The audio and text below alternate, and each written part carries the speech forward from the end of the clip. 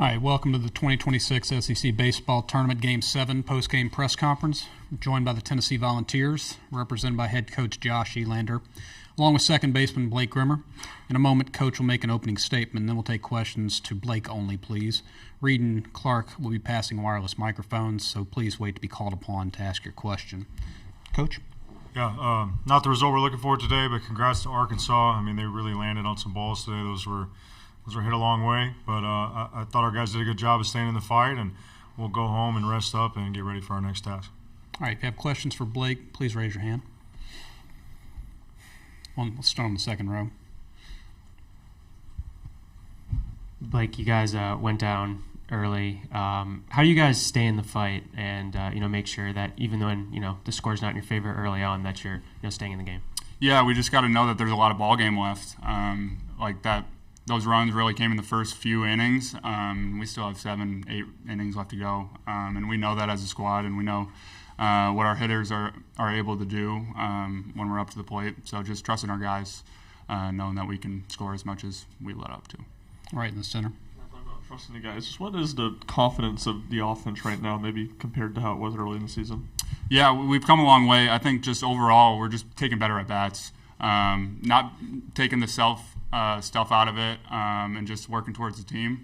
I think is what has worked over the past 3 or 4 weeks, and really helped us out down the stretch. On the right. Like you worked a 10-pitch walk in the first inning where you thought off 4 straight, 2 strike pitches. What were you looking for in that at bat, or what was your goal, kind of hanging on there? I was just trying to see the ball up. He was spinning the ball a lot down, and I know with the downward angle he comes with, everything's going to be going towards the dirt. So I was trying to see the ball up. I probably swung at a few sliders that probably weren't strikes, but I was just trying to grind out, hit the ball and play. In the front row.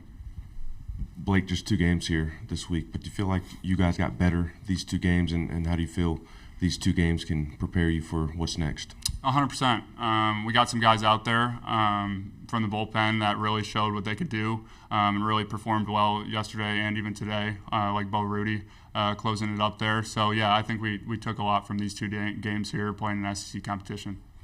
Third row on the right.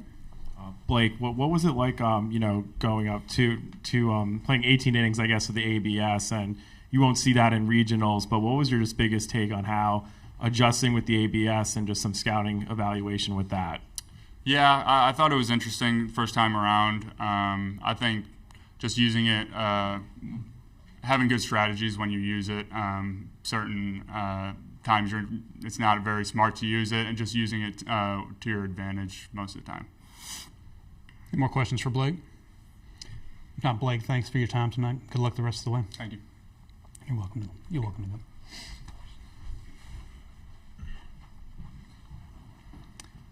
All right, if there are questions for Coach, please raise your hand.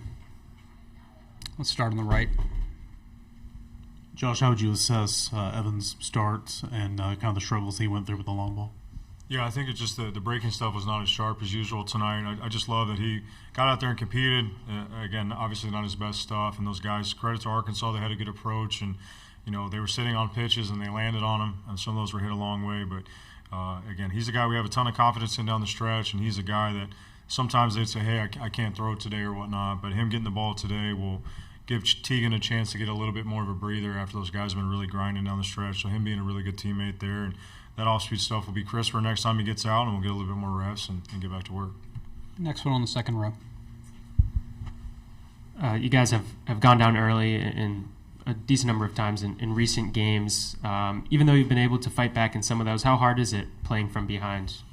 That's a great question. I mean, in a perfect world, there's a lot of different ways to win the game. But, again, I think at this point in the year we've been through the mud and we've won a lot of different ways and lost some different ways. So I want our guys to buy in. There's 9 innings. So if you're up by 5 in the 4th inning, you can't get giddy. And if you're down by 5, there's plenty of game left. I thought there was a little bit of lull in the middle of the game today, which that was my challenge for the guys going into next week. It can swing back and forth both ways, but you got to stay in it. And I think we can do a little bit better job of that going into next week. Right in the center. The third straight start that Evans given up 3 runs or more in the first inning. What do you make of that? Well, I think today, I mean, each one is mutually exclusive. I mean, ball's flying in Oklahoma City. He's attacking the strike zone, and today, again, they landed on some pitches. This is off-speed stuff is not as crisp, breaking ball.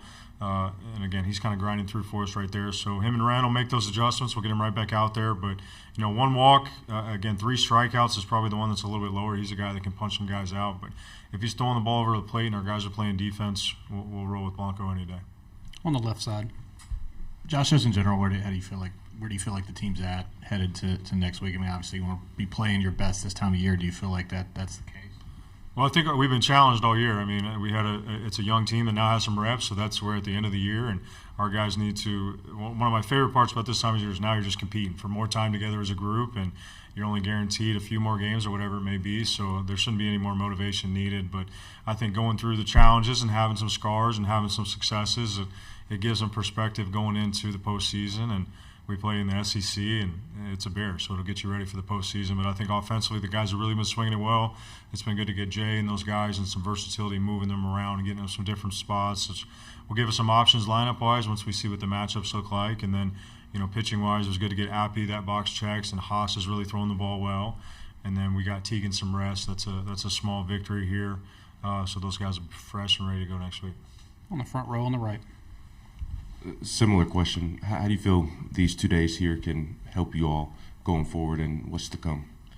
Well, I think just the environment. I mean, I know tonight, getting closer to the nightcap, it's a great stadium, and it's a different space, whether you're playing on the road or even just playing. You know, we play at turf at home, getting to play on a natural surface and dealing with the ABS and all the media stuff. I mean, now with college baseball, as it continues to become bigger and bigger across the country, there's more eyes on it, and I think that will help guys as we get to the postseason, because for some of these guys, it'll be their first time doing it here in a Tennessee uniform, or it's some freshmen that'll be doing it. But yeah.